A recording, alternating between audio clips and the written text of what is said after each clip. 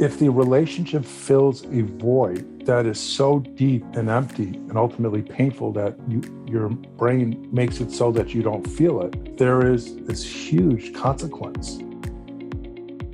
Hi, everyone. How are you doing? I'm Wendy Myers. Welcome to the Myers Detox Podcast. We have a fantastic show for you. We have my friend Ross Rosenberg on, and he's going to be talking about how to avoid narcissists and the codependency cure. He prefers a term instead of codependency, self-love deficit disorder, or people that have self-love deficit, and the narcissists that they love. And so we're going to talk about this because I think this topic is something that really, like, when people are in a relationship with a narcissist, I think people have a hard time. They're not aware of it. They don't know how to identify it, and it can make them very, very unhappy. And I found myself in this situation with my ex. I have a couple of exes that I deem to be narcissists. And it took me a really long time. As someone that was educated and knows a lot about psychology and emotional trauma, I still had a tough time identifying the person that I was in a relationship with as a narcissist or someone that was doing, was emotionally harmful to me or what have you. And so I wanted to do this show to help you identify whether in this show you identify as someone with self-love deficit disorder or someone who's codependent, and perhaps if your partner is a narcissist, and then also what to do about it, some solutions that you can embark on to kind of resolve this once and for all. And we talk about where this kind of pattern comes from, and it comes from emotional trauma, from parental attachment trauma. Say your parent was a narcissist themselves, or an alcoholic or drug addict, or they were a sociopath, or they had borderline personality disorder. And a lot of us have had parents like this, and parents that seem very, very loving, but still damage us in some way. And then in our primary relationships, we seek out relationships that emulate those of our parents, that are similar to those of our parents, because they feel familiar. And so Ross Rosenberg's book is called The Magnet Syndrome, because you get in these relationships and it's just this very strong magnetic pull that really draws you in very quickly. And it's very difficult to get out of these relationships because you feel like you found your soulmate, this person that completes you. So we explore all these aspects and more on the show today. Really, really, really good, especially if you're trying to, you're something just doesn't feel right in your relationship and you're seeking out answers. Definitely listen to this show. So Ross Rosenberg is a Self-Love Recovery Institute CEO and primary contributor. He's a MED and a CADC, and his internationally recognized expertise includes pathological narcissism, narcissistic abuse, and attachment trauma. Ross's Codependency Cure treatment program provides innovative and results-oriented treatment, and his expert educational and inspirational seminars have earned him international acclaim, and he has over 21 million views on his YouTube channel. In addition to being featured on national TV and radio, his best-selling book, Human Magnet Syndrome, has sold over 135,000 copies and are published in 9 languages. And Ross also provides expert testimony and witness services as well. You can learn more about Ross Rosenberg and his work at selfloverecovery.com. Ross, thank you so much for coming on the show. I'm so happy to be here. Thank you. So I love your book, The Human Magnet Syndrome. I've shared it with many friends. And so this is a book that's been translated into 9 different languages. It sold 135,000 copies. Can you tell us about it and what inspired you to write it? Well, let me first tell you what inspired me to write it. As a psychotherapist, I had this idea that I would solve all my problems and then be this role model of a person to help other people. But despite, that self-proclamation, I was getting into really dysfunctional relationships and 2 marriages that ended in a bitter divorce. And the only way that I could control the shame that I had about that was to figure out what happened. And I realized that I'd never got a good answer when I blamed the narcissist who I was in relationship with. And once I figured out that I was a participant, that there was this dance, there was this unconscious magnetic pull, that I finally figured out that I am unconsciously falling in love with the same type of person over and over again. As my therapist once told me, I am falling in love with the same woman with a different face, or as she also said, I had a broken picker. And once I figured that out, everything made sense. Then I went on this journey to find out why that happened. And all of that resulted in me writing my book, The Human Magnet Syndrome, which is currently there was a first version, but the current version is The Human Magnet Syndrome, the Codependent Narcissist Trap. And it's through this book I'm able to explain that this is not a coincidence. This is not bad luck. This can be stopped, but to stop it, we have to know what it is. And up until that point, no one did. And so I explain why opposite unhealthy, dysfunctional personality types, codependents, or whom I call people with self-love deficit disorder, always predictively, reflexively fall in love with narcissists and vice versa. And there are a reason for it. And so I spent originally the book was 350 pages, but the publisher said it was too long. But I spent a long time trying to explain to people the reason so that they can find the solution. Yeah, because so many people are in terrible relationships. They're miserable. They start out amazing. They have this crazy connection or this crazy sex, or they just feel like this magnet, like they just can't get away from each other. But then that can slowly turns into verbal abuse or emotional abuse, physical abuse, and things like that. But so, and also I think women that are intuitives and empaths, that's the classic person that gets involved with a narcissist also.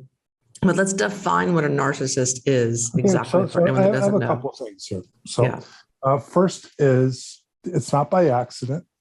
And the people that follow me understand that I attribute responsibility to the SLD, the codependent, because if we're going to solve a problem, we cannot be victims for the part that we have responsibility for. Yeah. Mm-hmm.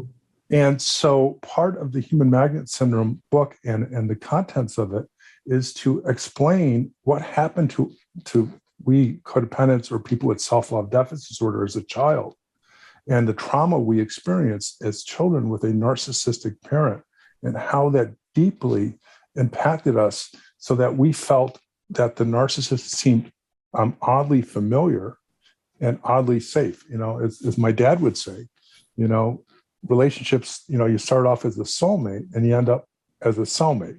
Yeah. And I love that saying because all of these relationships start off with such deep, profound attraction and chemistry. And chemistry, it's the unconscious pairing of people who are oppositely dysfunctional.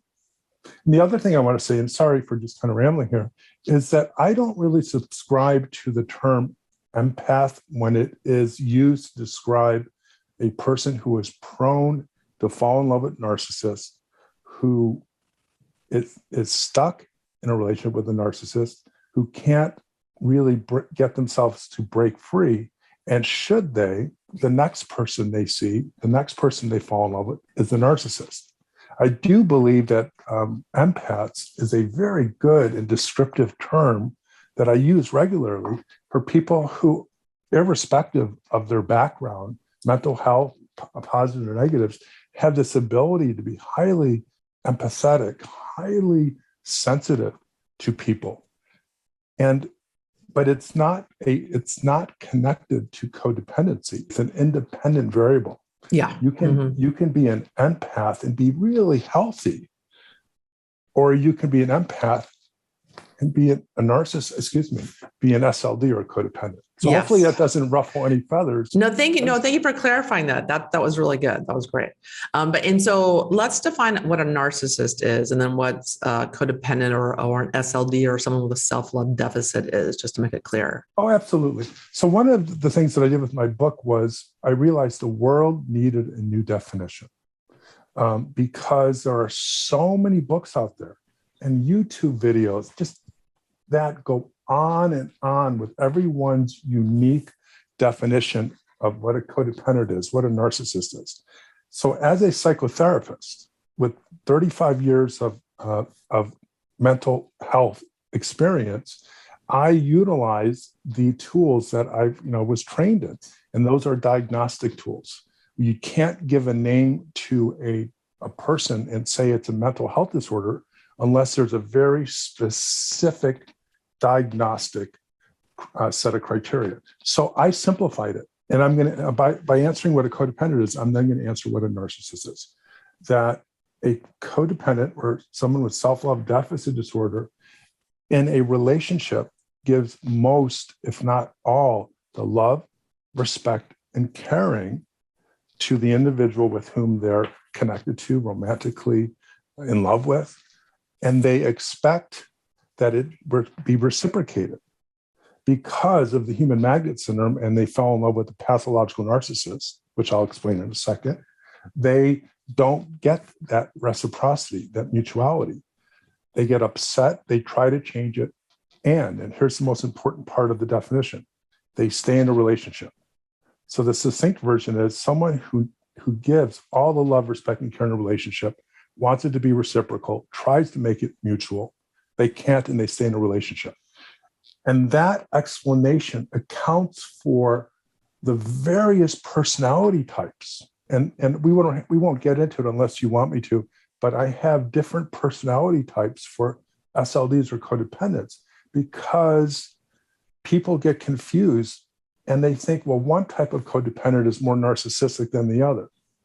So if you understand that SLDs or codependents give all the love, respect, and care in a relationship, and it's not reciprocated, then the pathological narcissist is someone who has a personality disorder of either narcissistic, borderline, or antisocial personality disorder, and demands, requires all of the love, respect, and caring, does not reciprocate, does not want to reciprocate, and manipulates the relationship to continue. And the love, respect, and caring distribution helps explain what these two disorders are, why they match up, and why you can have so many different type of personality traits, but yet still be the same codependent. Yeah. Yeah. And aren't there like covert narcissists? Like they hide it really well. Like they are not really that abusive, or they show love. They're capable of showing love. So it's very difficult to identify this individual as a narcissist. So what I've done, and painstakingly, and most of my work, including my books, is I describe and categorize types of problems so people could understand, because one of the biggest by the way, I'm going to get to your question. It's like the therapist in me kind of goes here and then kind of goes around and gets to what I want. So everyone has a different way of explaining, and there are so many different names for it. So let's begin and stay with mental health concepts developed by researchers, academics, therapists, psychiatrists, psychologists. And a narcissist, there is a narcissistic personality disorder. And there are subtypes. And the subtypes are not even the diagnosis. So a covert narcissist is one of the subtypes of narcissistic personality disorder, or NPD. And these individuals pretend rather successfully to be loving, giving, kind, empathetic individuals for the purpose of personal gain. They create this very realistic presentation to the outside world. But back at home in their private life, they are horrible monsters that have no or little empathy or concern for the people with whom they live. So this can be a therapist, this can be a doctor, it can be a teacher, it can be a rabbi, a priest, who does an incredible job at convincing the world that they're a good guy or a good person. But they only do that because they know they are the narcissists that are conscious of it. They know that if they don't convince people of how likable and nice and talented they are, they have no life and they won't have any type of respect or place in the world. So why do you believe that most, if not all, codependency treatments fail? Like, I remember my dad going to Codependents Anonymous meetings, or like wanting me to go to those, and because he was just really into therapy, he wanted to be a psychiatrist. Why do these treatments not work for codependents? So let me give you an analogy.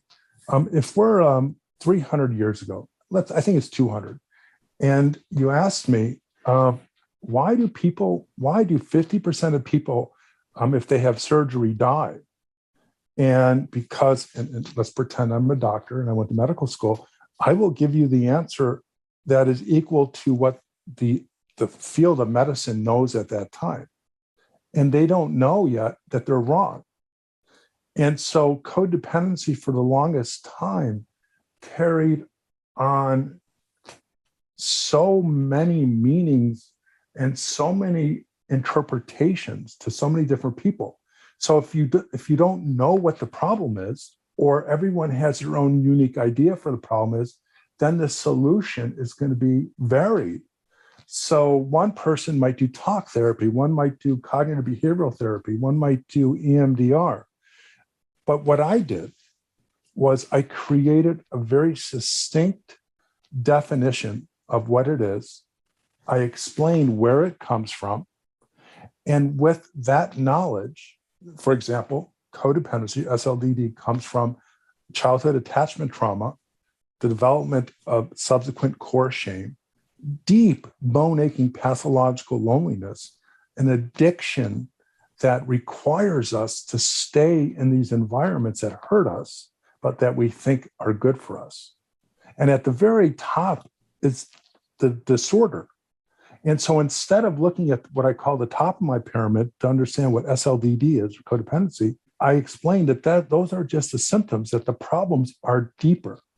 So the reason that codependency treatment or therapy didn't work is they didn't know what codependency was, and therefore had no idea on how to solve it. And so not only did I explain that, but in my subsequent work, following my human magnet syndrome books, is I created a treatment program called the Codependency Cure, most of which information is available at my selfloverecovery.com website. So when you know the problem and it seems scientifically logical, and you know of a therapy technique that can solve it, then you have good outcomes. So going back to the analogy, so once the medical field understood what single cell bacteria were and why bacteria and unclean medical equipment or surgical surgeons created infections that would ultimately kill 50% of any surgery patient, they understood the problem. So then they could come up with a solution: washing your hands, disinfecting everything. And it kind of runs along that same parallel. Know the problem, understand where the problem comes from, understand or develop understanding for solutions that specifically solve that problem, then you can cure it. And that's why I came up with the term for my treatment program, the Codependency Cure. Yeah, I love that, because I think it's also can be hard for someone to identify that as that, because they don't want to think of themselves as codependent. And like, including myself, I am a codependent person, and I was in a relationship with a narcissist for a few of them. And, but my life, I thought of myself as happy, successful in my career. I had good self-esteem. I felt good for most of the time. But what I didn't realize was I really had a lot of loneliness, like profound feelings of loneliness when I wasn't in a relationship, feelings of worthlessness, feelings of self-hatred, lack of self-love, which I was perhaps unconscious of, largely to a degree, which I think a lot of people are unconscious of these negative feelings. Again, knowing what codependency is, it's attachment trauma that comes from a child's the beginning of their life all the way up to their adolescence. So if we understand PTSD, post-traumatic stress disorder, if there is a horrific situation or injury or loss, and it's too much for a person to manage, the brain relegates it to a part of the brain and takes it offline. It becomes unconscious. In other words, because of the brain, we disassociate the memory and the feeling. We don't know, we don't remember, we don't feel it. And that is the brain's way of protecting us. So if we understand attachment trauma, that is just not PTSD. That's not chronic PTSD. That is trauma over a large swath of a person's life, starting from birth, sometimes to 17. And that trauma is so significant that the only way to survive really is to block it out, is to numb it out, to disassociate. So it's natural for any codependent, any self-love deficient person to have no recollection of the trauma that they experienced as a child because it's just too painful. So when we understand that, then it makes sense why when these adult SLDs or codependents take that, what I call relationship template that comes from the attachment trauma, and they bring that forward into relationships because of the chemistry and the opposite matching up. And once they get caught, they get trapped into the web of the narcissist, then it's too much pain. And they use what always has helped them. They block it off. They numb out, they disassociate.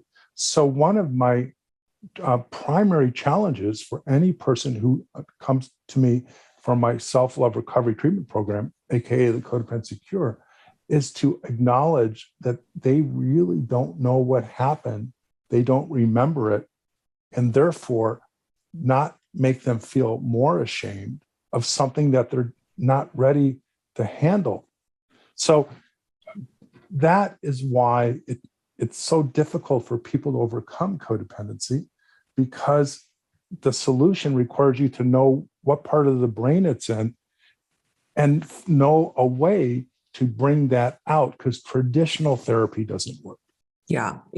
And especially when people have just really deep rooted trauma and they don't really know how it's acting on them. They don't know how it's driving their behavior, and certainly not in their partners that they're choosing. So if someone listening to this, like they think perhaps they're in a narcissist, codependent, or SLDD relationship, what should they do? Like, how do you break up with a narcissist? Because it's very difficult. You have you call the magnet syndrome. You have this very strong connection with this person. It can be a really extreme, like physical chemistry or emotional chemistry.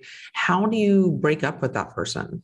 I wish there was a simple answer, but I'll give you my simplest answer. If the relationship fills a void that is so deep and empty and ultimately painful that your brain makes it so that you don't feel it, there is this huge consequence of even the idea of breaking up. It's not, first of all, we have what the narcissists do, and that in itself is an explanation. But to understand why SLDs or codependents, they stay in a relationship is because the relationship, remember, SLDD is an addiction, and it seeks a way to numb the person so they don't have to feel the loneliness, the core shame, and remembering the trauma. So it makes sense that they stay in these relationships because they don't know any other way to be in this world except with someone they want to work really hard to love that can never love them. So to stop it, that's why all these therapies don't work, because you can't explain. I I've had so many clients who were brilliant. In fact, I have names for different types of codependence, but this type of codependent, I call it a cerebral codependent, where they use their intellect to try to make them feel better. But, and not that I consider myself brilliant, but I didn't figure it out. And I was like a really good therapist, you know, who had a couple good moments of intelligence.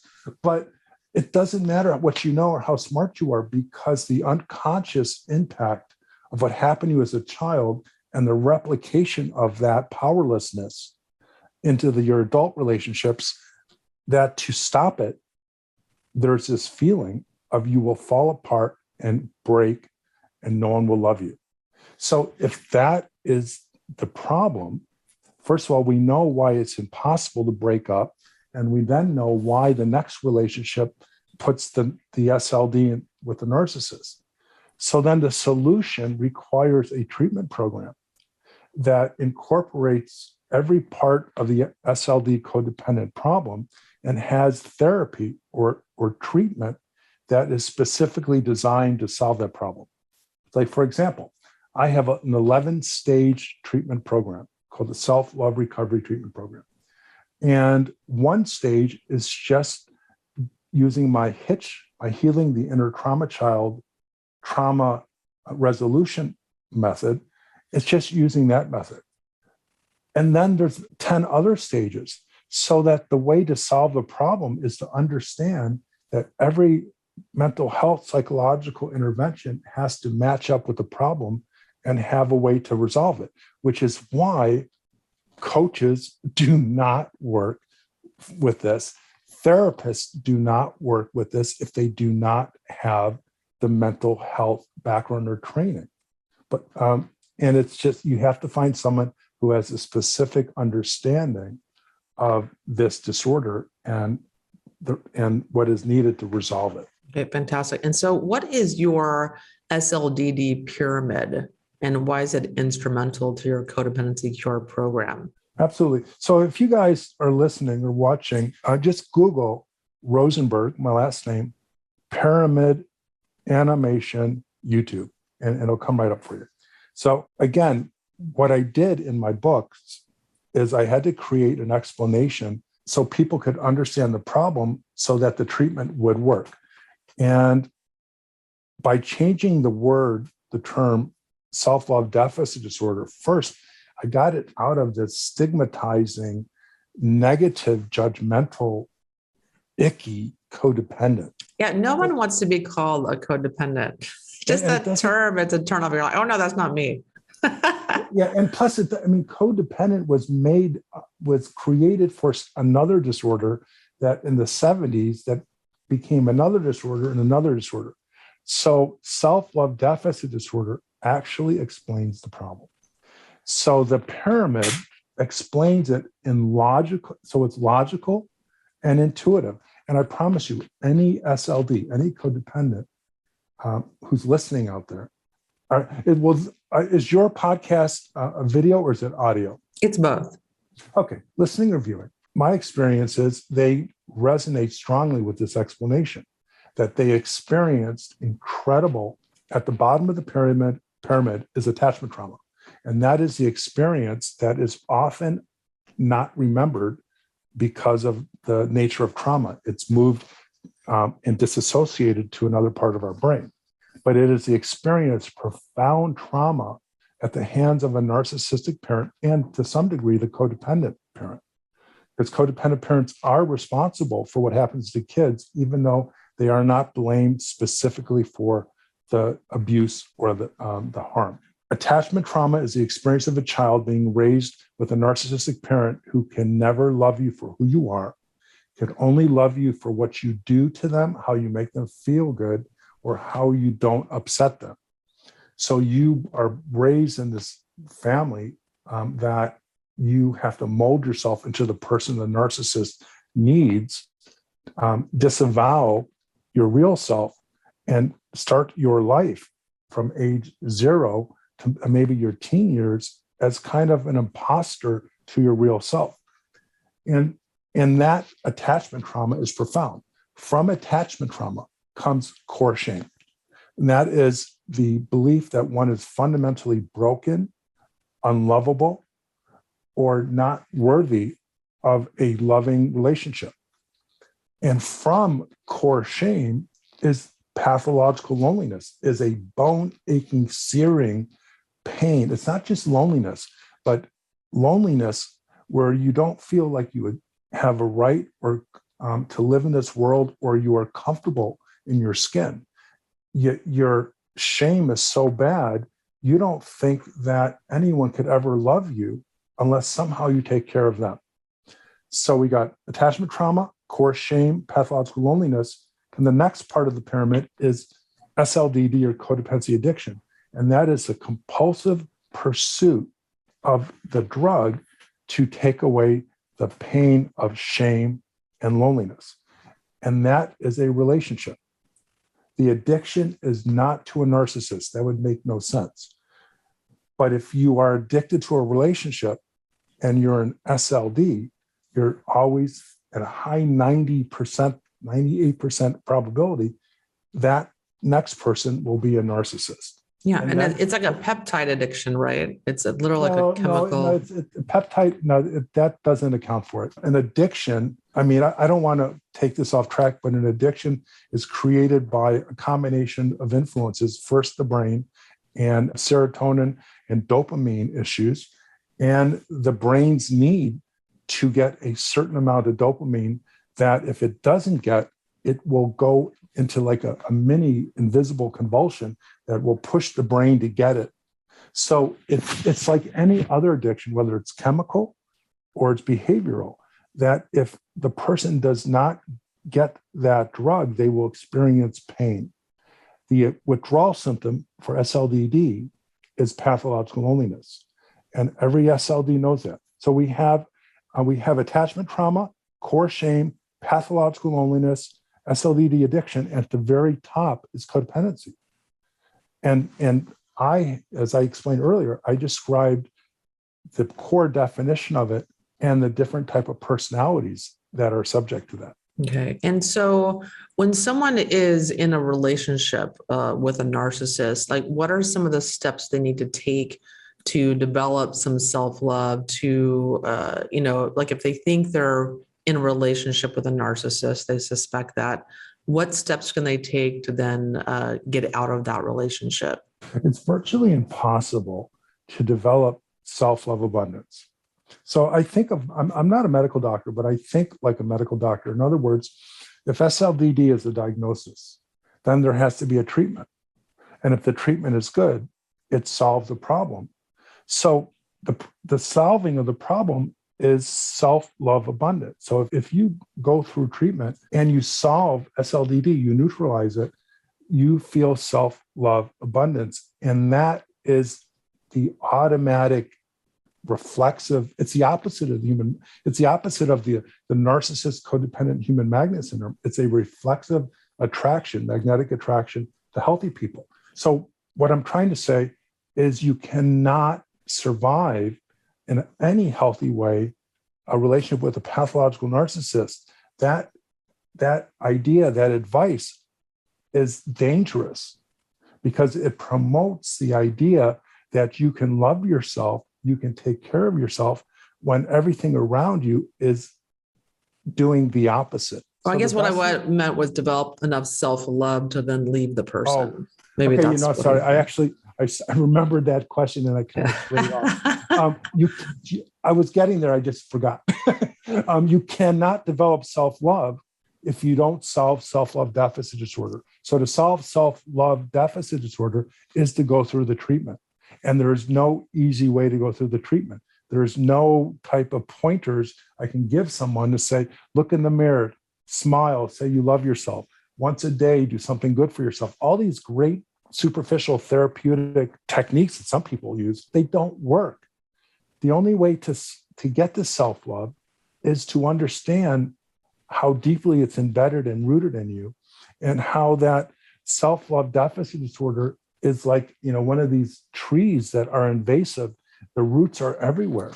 And that if you do something that makes you feel good, there's a really high probability you're covering up for how you really feel, because that's what many SLDs do. And I wish I had an easy solution of telling people how to achieve self-love while in a relationship with a narcissist. There's ways to do it, but more often than not, then it's impossible, because a narcissist has everything to lose if their partner, their lover, their wife, their spouse becomes self-love abundant.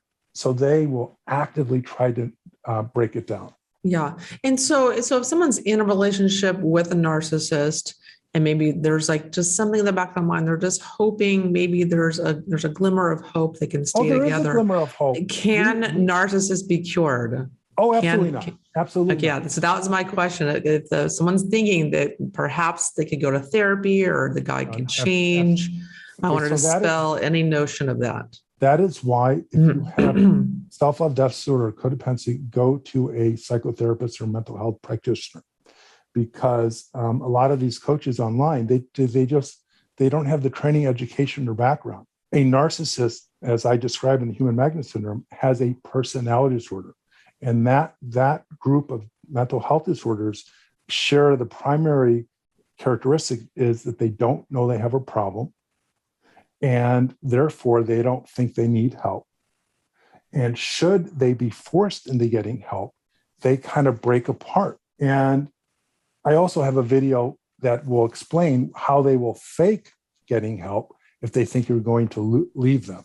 So if someone has a personality disorder and they don't think they have a problem and they think everyone else is to blame, therapy doesn't work. Therefore, there's not a cure. So statistically speaking, there's almost 0% probability that someone with a sociopath can be cured. There is less than a 3% possibility if you have if you are in treatment. See, the thing is, you have to go to specific treatment that is long-term. But if someone with narcissistic personality goes there, there's a 5 to 10%. And there's about a 20%. So you're telling me there's a chance? There is no chance, because I'm talking about these statistics. See, I didn't say 20% of people with BPD can get better and 10%. I said if they go to treatment. Yeah. And then I said the probability is almost zero, very small, that they'll go to treatment for the purpose of wanting to be better because they don't know they have a problem. So there's very little hope if they have narcissistic personality disorder, borderline personality disorder, or antisocial personality disorder, which are the disorders that are naturally attracted to codependence. And then you say that, as a parent, say your parent was a narcissist or had antisocial personality disorder, borderline personality disorder, but also a parent who's an alcoholic or a drug addict has the same effect as all these other parents. Oh, thank you for bringing that up. I should have said that. So in the human magnet syndrome, it simplifies things. It tells you what codependency is, and then it tells you that codependents are attracted to individuals with one of 3 personality disorders and or someone with an out-of-control addiction. And the addiction is a little bit in the gray area, because if someone is a heroin addict, a sex addict, any type of addict, the addiction by itself drives a person to do things that are completely selfish, destructive to others, that are very narcissistic. But you cannot tell if that person is a narcissist unless the addict goes into treatment and stops his drug of choice. That's when you can tell if the person to begin with was either a codependent or a pathological narcissist or somewhere in between. But as an out-of-control addict, they resemble pathological narcissists. Okay, great. And also it can be very difficult to leave a narcissist. I know, because I left one last May. You guys know I got a divorce, and I left my husband, who was a narcissist, when I kind of came to that realization. And I had a lot of help from Nikki Grotrix, who's one of my best friends and an emotional trauma expert, helped me kind of realize that.